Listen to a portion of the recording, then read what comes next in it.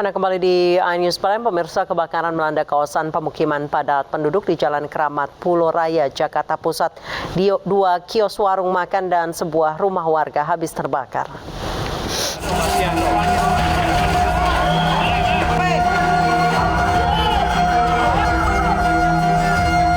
Kobaran api dengan cepat melahap bangunan di Jalan Keramat Pulau Raya, Senen, Jakarta Pusat, Senin siang.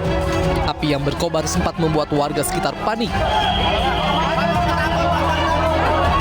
Dengan peralatan seadanya, warga pun berupaya membantu petugas damkar memadamkan api. Menurut salah seorang warga, api pertama kali muncul dari salah satu bangunan yang dijadikan tempat usaha warung makan. Banyaknya bahan yang mudah terbakar serta kencangnya tiupan angin membuat kobaran api dengan cepat menyambar ke bangunan lainnya. Api diduga berasal dari kebocoran tabung gas LPG dari kios warung makan. Awalnya tadi pas saya lihat kecil. Dari mana, Bu? Dari warung maknya. Dari warung maknya. Terus habis itu lama-lama gede, makin gede. Udah nyebar ke kiri kanan karena angin kan. Oh, gitu. Iya. Tadi ada ledakan juga tuh? Ada. Dari maknya ada ledakan, mungkin gas kali ya. Api berhasil padam 1 jam kemudian setelah 5 unit mobil damkar diterjunkan ke lokasi. Tidak ada korban jiwa dalam peristiwa ini, namun 2 kios warung makan dan sebuah rumah warga ludes terbakar. Sejumlah warga nekat menyeberangi jembatan gantung Kalirgoyo yang rusak akibat diterjang banjir lahar dingin Gunung Semeru. Meski berbahaya, warga tidak punya pilihan lain karena tidak ada akses jalan lain selain melalui jembatan tersebut.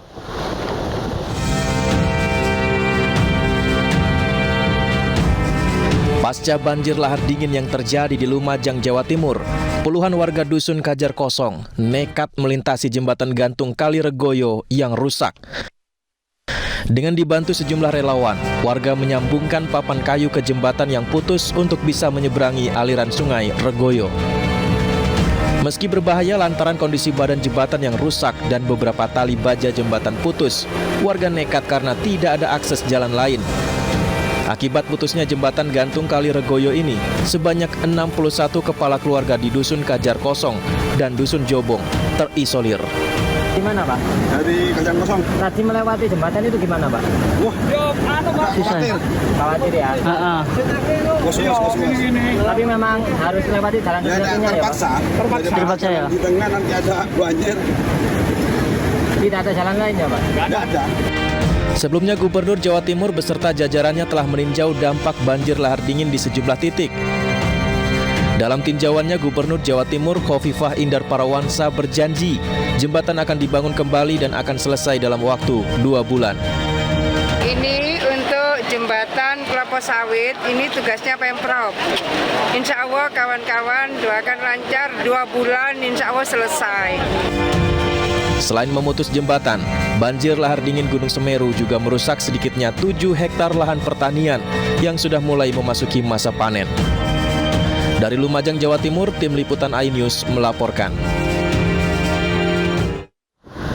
Pengacara terdakwa kasus korupsi BTS Kominfo Magdir Ismail mangkir dari panggilan Kejaksaan Agung hari ini. Magdir rencananya akan memenuhi panggilan Kejaksaan Agung 13 Juli mendatang, sekaligus mengembalikan uang 27 miliar rupiah dalam kasus korupsi yang melibatkan Johnny G. Plate.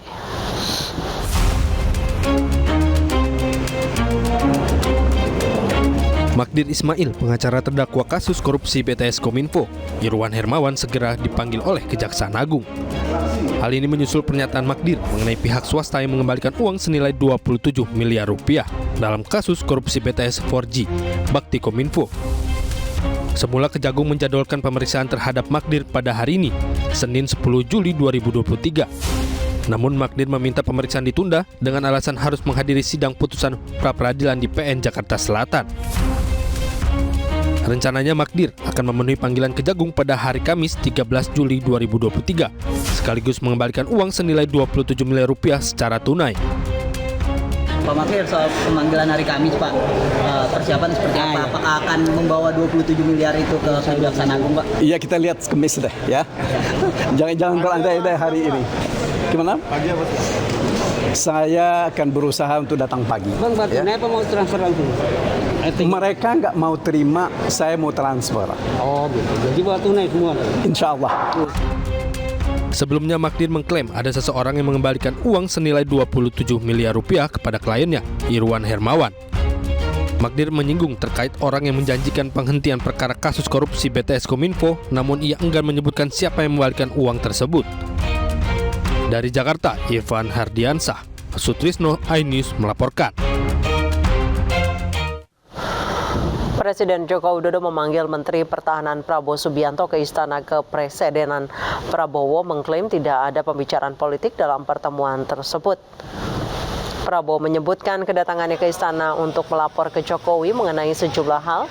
Dalam pertemuan yang berlangsung pada Senin siang, Prabowo mengaku memberikan laporan terkait pertahanan. Pertemuan berlangsung sekitar 1 jam, namun Ketua Umum Partai Gerindra tersebut mengaku tidak ada pembicaraan tentang politik saat bertemu Jokowi. Oke, makasih Pak. Laporkan beberapa hal di bidang saya, ya, terutama perkembangan di bidang pertahanan, perkembangan dalam industri pertahanan, dan perkembangan hubungan kita dengan beberapa negara di bidang pertahanan dan juga perkembangan geopolitik. Kader PD Perjuangan Effendi Simbolon siang tadi memenuhi panggilan Dewan Kehormatan DPP PD Perjuangan di Jalan Diponegoro, Menteng, Jakarta Pusat. Pemanggilan tersebut merupakan buntut dari pujian terhadap Prabowo Subianto saat menghadiri Rakernas Marga Simbolon di Hotel Arya Duta, Menteng, Jakarta Pusat, Jumat pekan lalu.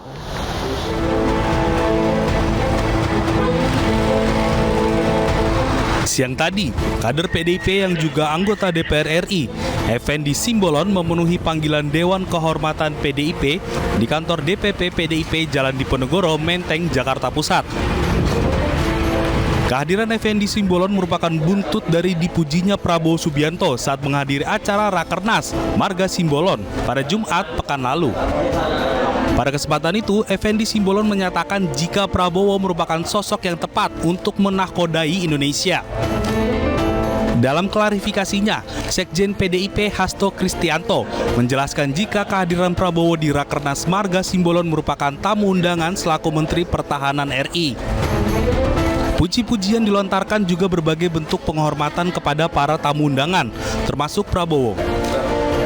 Effendi pun juga menegaskan tetap setia pada partainya untuk memenangkan Ganjar Pranowo pada ajang konsentrasi Pilpres 2024 mendatang.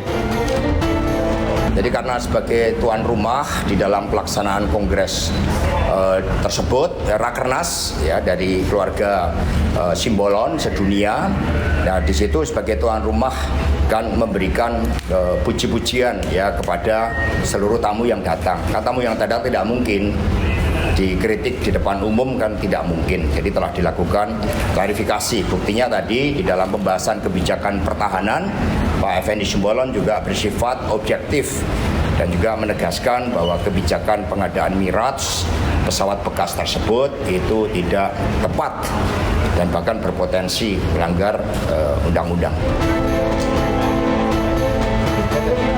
Hasto juga menegaskan jika seluruh kader PDIP harus patuh oleh aturan partai.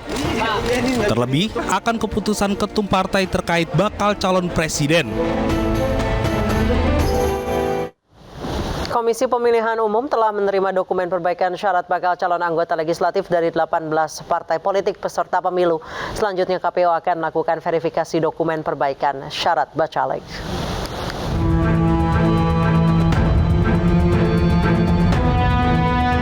Delapan 18 partai politik peserta pemilu 2024 telah menyerahkan dokumen perbaikan bacalek kepada KPU. KPU memastikan penyerahan dokumen perbaikan bacalek di setiap tingkatan berjalan lancar. KPU pun akan meneliti dan memverifikasi dokumen perbaikan syarat bacalek mulai 10 Juli hingga 6 Agustus 2024. Alhamdulillah sampai dengan batas waktu yang ditentukan dari 18 partai politik peserta pemilu 2024 sudah menyerahkan semua ke dokumen perbaikan syarat sesuai dengan hasil verifikasi di tahap pertama kemarin. Dan setelah itu nanti kita pastikan semua dokumen perbaikan persyaratan sudah masuk semua, dan kemudian nanti kita lanjutkan dengan tahapan berikutnya, yaitu penelitian atau verifikasi terhadap dokumen perbaikan syarat bakal calon.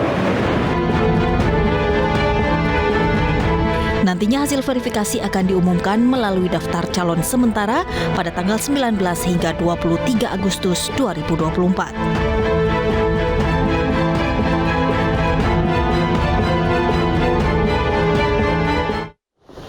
Pemerintah Provinsi DKI Jakarta berencana membagi jam masuk kantor untuk mengurai kemacetan.